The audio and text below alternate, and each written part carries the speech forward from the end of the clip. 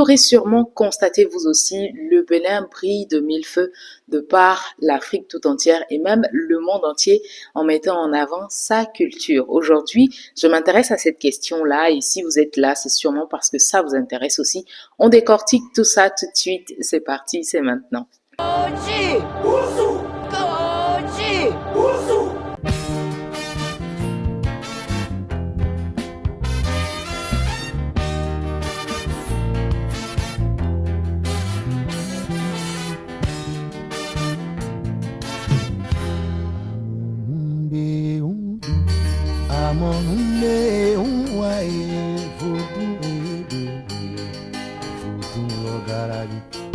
Je suis Blandine Védomé-Ogbonna, je suis présentatrice télé également youtubeuse, mais à côté de ça, je vous offre une formation pour vous qui êtes à la recherche d'emploi.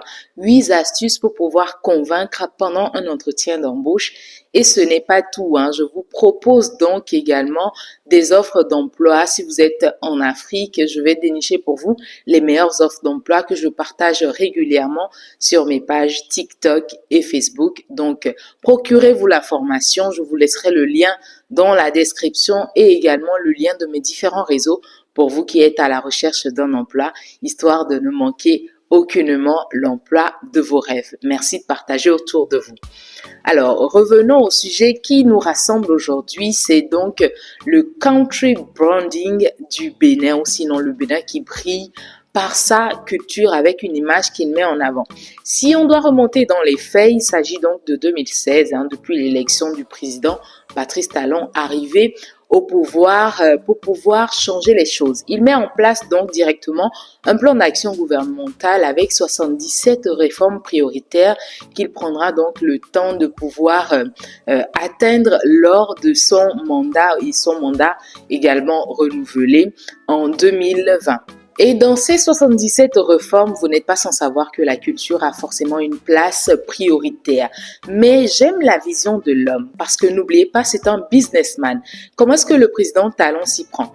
Alors, disclaimer avant de continuer, je ne suis pas là pour faire l'apologie du président Patrice Talon, mais quand c'est bon, il faut le dire et surtout, il faut apprécier ce que l'homme a pu faire. Vous verrez tout au long de cette vidéo qu'il ne s'agira pas seulement de lui, mais également à côté de ça, les différents acteurs qui mettent en avant la culture du Bénin. C'est de ça que nous parlons et c'est pour ça que nous sommes là. Donc, je disais, il met donc en place des stratégies. Étant businessman lui-même, il sait comment pouvoir attirer des businessmen et in fine pouvoir vendre de meilleure façon la culture béninoise. Qu'est-ce qu'il fait en premier? On va d'abord stabiliser l'énergie électrique au Bénin. C'est ce qui va se faire en 2019 avec la création, sinon la mise en place d'une centrale électrique, celle de Maria Gleta 2, pour pouvoir rendre le Bénin un tant soit peu indépendant. Parce que quel pays est-ce que vous aurez envie de visiter, sachant donc qu'il y a toutefois des coupures électriques. On sait comment le Mali se porte aujourd'hui et combien est-ce que le tourisme du Mali est touché à ce jour-là. Qu'est-ce qui peut rendre encore le pays attractif non seulement aux touristes, mais également aux investisseurs? C'est aussi le trafic routier d'un pays. Vous l'avez sûrement entendu plusieurs fois, le développement passe par la route. La ville de Cotonou, moi je l'ai quittée en 2019-2020 et quand je suis retournée récemment, j'ai été éblouie, j'ai même failli me perdre parce que oui, les routes de Cotonou ont été rétablies, ont été réfectionnées, non seulement pour les Cotonois, mais également pour ceux qui viennent visiter le Bénin. Donc on s'y sent beaucoup plus agréable. Le trafic routier a été rétabli. Voilà les différentes routes, celles qui laissent plusieurs, ça on voit surtout les touristes. C'est bien sûr la route des pêches qui fait le long de Cotonou jusqu'à Ouida, qui a été rétablie aujourd'hui. C'est un bon vivre sur cette route-là.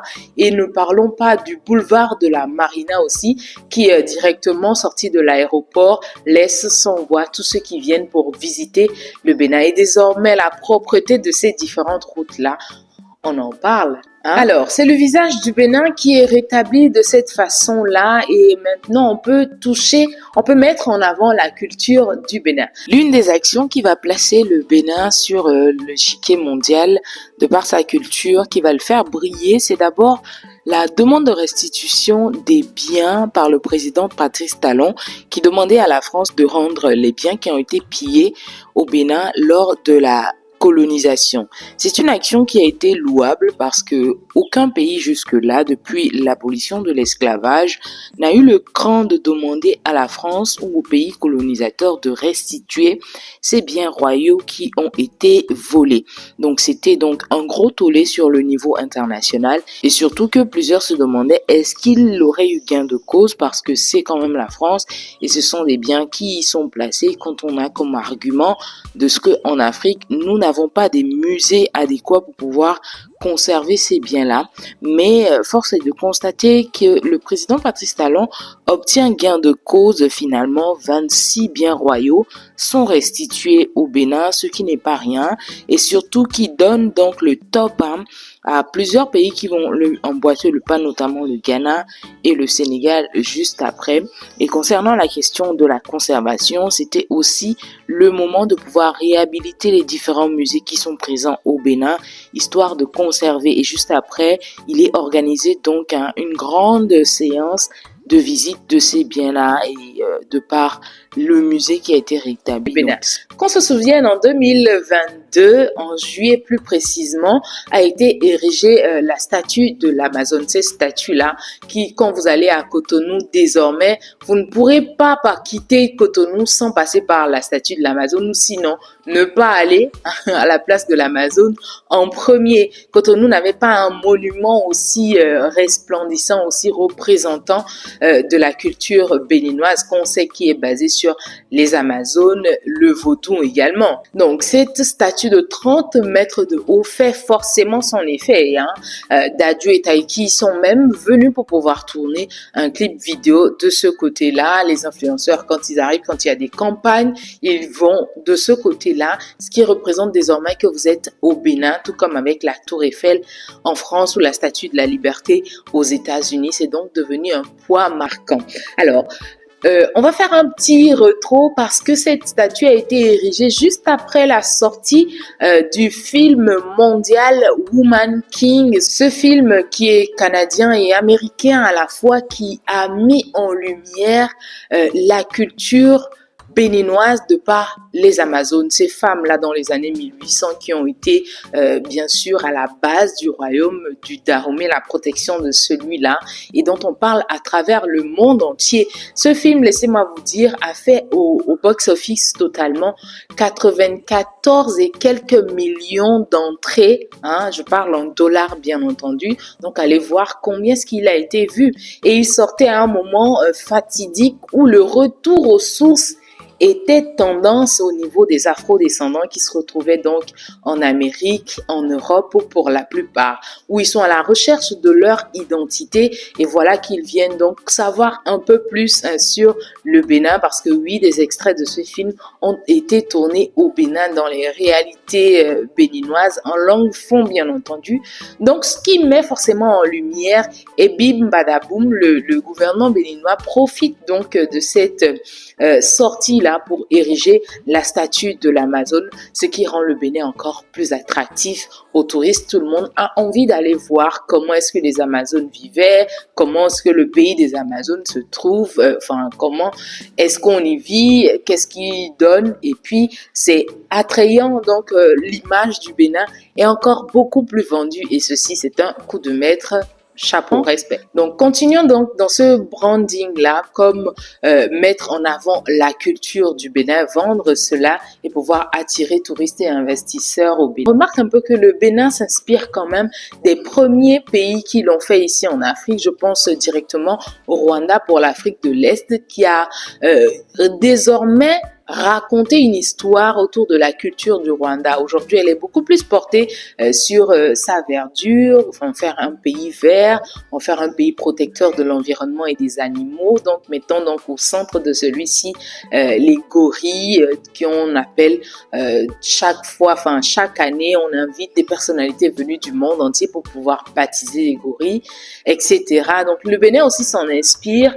Et voilà, quand on parle de mise en avant de la culture plus récemment, encore en octobre 2024, avec le hub Seme City. Seme City, si vous ne savez pas, est un centre dédié à la formation, à l'innovation technologique et à la recherche qui a été mise en place en 2017, qui a donc un campus, un grand campus pour le moment sur Cotonou seulement, mais qui est également en provision pour la ville de Ouidah. Donc, il s'agit de pouvoir non seulement avoir un incubateur de start-up, mais également privilégier la recherche et surtout l'innovation technologique pour en faire le hub de l'Afrique de l'Ouest. C'est l'objectif derrière ce centre Seme City. Alors, en octobre 2024, comme je disais, il est donc question d'une collaboration entre Ebony Film du Nigeria et le Bénin qui donc met une bourse à disposition de 30 Béninois pour pouvoir les former dans le domaine ou sinon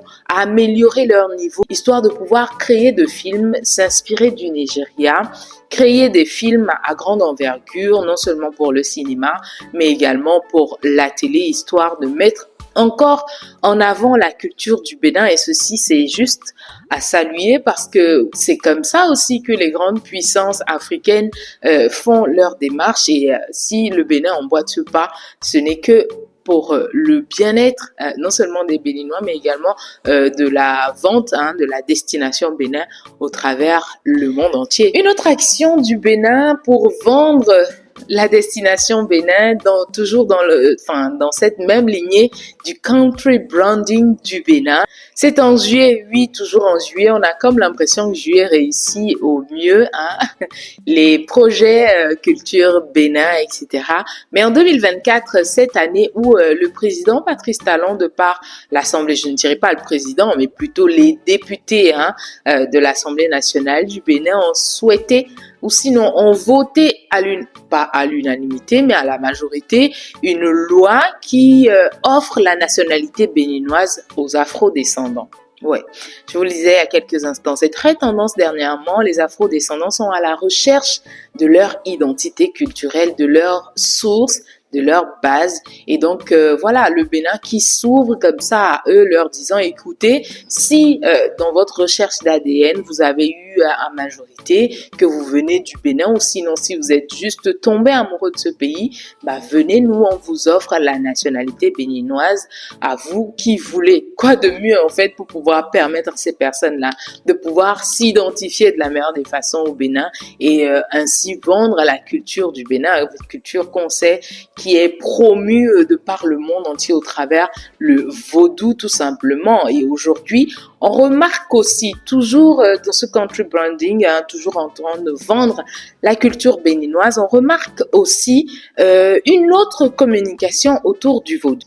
Au Bénin, ce qu'il y avait à craindre au maximum quand vous êtes à l'international, c'est le vaudou. Quand on vous dit vaudou, vous pensez forcément au Bénin et vous avez peur. Aujourd'hui, la communication est tout autre. Le vaudou n'est plus présenté directement comme une religion, mais plutôt comme une pratique culturelle d'abord, avant d'être une religion. Donc, plusieurs sont ouverts à l'idée et vont savoir comment est-ce que ça se passe. Mais aujourd'hui, on essaie de fédérer toute l'Afrique autour de cette fête du 10 janvier. Donc, aujourd'hui, on parle de Vodou Days.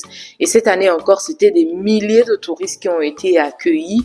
Et ce qui fait plaisir, c'est que ce ne sont plus seulement les touristes qui viennent d'Europe, mais également ceux qui viennent d'Afrique, notamment la Côte d'Ivoire, le Togo, beaucoup plus proches, mettons donc en avant la culture béninoise, et c'est aussi une façon de pouvoir attirer, de pouvoir mettre en avant la culture béninoise, et c'est aussi à saluer. Alors avec tous ces efforts qui sont fournis, c'est naturellement donc que les grands groupes s'installent au Bénin. Récemment, il y a eu l'installation du Sofitel, et laissez-moi vous dire qu'on a appris récemment que l'édifice du Sofitel qui a été érigé à Cotonou au Bénin fait partie des 4 plus beaux Sofitels au monde. oui, parce que les moyens ont été mis et je me dis qu'on fait tout parce que le Bénin est désormais représenté sur la carte touristique africaine et cela intéresse plus. Moi aujourd'hui, si je vais même citer en Afrique francophone, je pense qu'on aura Dakar, on aura Abidjan et ensuite on aura Cotonou qui est en train de se positionner en tant que troisième ville attractive en ce qui concerne l'Afrique de l'Ouest francophone. Et voilà des petites, je ne dirais pas de petites, voici de grandes actions donc qui vendent la destination Bénin. Au-delà de ça, je ne pourrais ne pas être dans les médias et ne pas parler de l'installation ou sinon de la création de la chaîne A+ Bénin aujourd'hui, qui aussi vient encore exposer la culture de par le divertissement, de par le cinéma, enfin le divertissement tout compris, qui vient encore exposer le Bénin au monde entier. C'est des pas qui attirent davantage et pour les autres pays comme le mien, le Togo, je pense que ce sont des démarches à suivre parce que le climat des affaires est intéressant, la culture, sinon le tourisme est mis en avant, l'environnement est créé pour les différents groupes et ils viennent s'installer. On pense encore à la campagne, à la grande campagne culturelle, médiatique autour de Tap Tap Sand qui est disponible au Bénin. Loin de moi l'envie de faire une publicité, mais c'est juste un constat. Et avec l'arrivée de ces influenceurs, beaucoup qui sont aux millions d'abonnés, donc qui vendent quand même le Bénin comme les Africains de la diaspora ne le connaissaient pas et aujourd'hui tout le monde a envie de venir visiter Cotonou, le Bénin de façon entière et tout ce qu'il propose. Nation Bénin avec ses différents festivals qui sont proposés. Ça fait 2 éditions déjà que le festival We Love EA fait parler de lui au travers du monde entier et qui ramène donc les stars de l'afrobeat. On sait que l'afrobeat intéresse toute la jeunesse, suivant les pas d'Afro Nation, bien entendu, dans cette optique de festival-là et qui plaît. Cette année, We Love EA, la 2e édition, tout le monde avait envie d'être à Cotonou et ceux qui n'y étaient pas ont tout simplement raté le show et c'est bien, c'est à encourager et surtout à prendre comme exemple pour pouvoir vendre un pays de par sa culture. Mais avant, il y a des bases à pouvoir mettre et à installer. Alors, voici un peu le tour de ma lecture de tout ce qui rentre dans la vente de la destination Bénin de par sa culture. Si vous en connaissez d'autres ou sinon, si vous avez d'autres prouesses à pouvoir mettre en avant, merci à vous de les inscrire dans les commentaires. C'était mon analyse du Bénin qui brille de par sa culture et surtout un country branding qu'on constate bien succinct. La question qui se pose, c'est de savoir est-ce que le successeur à la tête de Patrice Talon pour les élections à venir sera encore dans cette optique-là et fera encore briller le Bénin de par sa culture de cette façon. Est-ce que vous le pensez? Merci à vous de laisser vos avis dans les commentaires.